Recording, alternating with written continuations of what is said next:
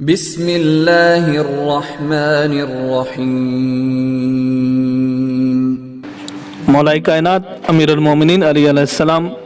نہج البلاغہ میں ارشاد فرماتے ہیں کہ اتقوا معاصی اللہ فی الخلوات فإن الشاہد هو الحاکم،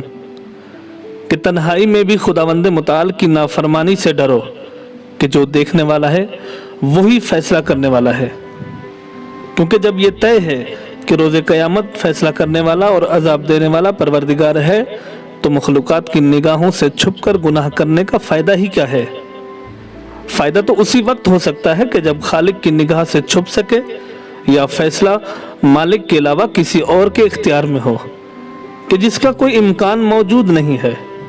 لہذا عافیت و بھلائی اسی میں ہے کہ انسان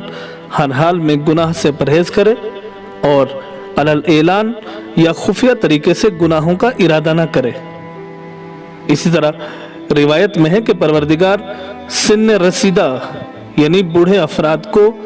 صبح شام دیکھ کر آواز دیتا ہے کہ دیکھ تیرا سن زیادہ ہو گیا ہے، تیری ہڈیاں نرم ہو گئی ہیں، تیری کھال ہلکی ہو گئی ہے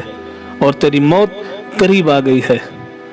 لہذا اب تو تجھے شرم آنی چاہیے اور گناہوں سے اجتناب کرنا چاہیے،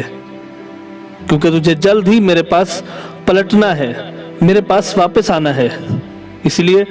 گناہوں سے توبہ کر اور میرے طرف آنے کی تیاری کر، کیونکہ تیرا آخری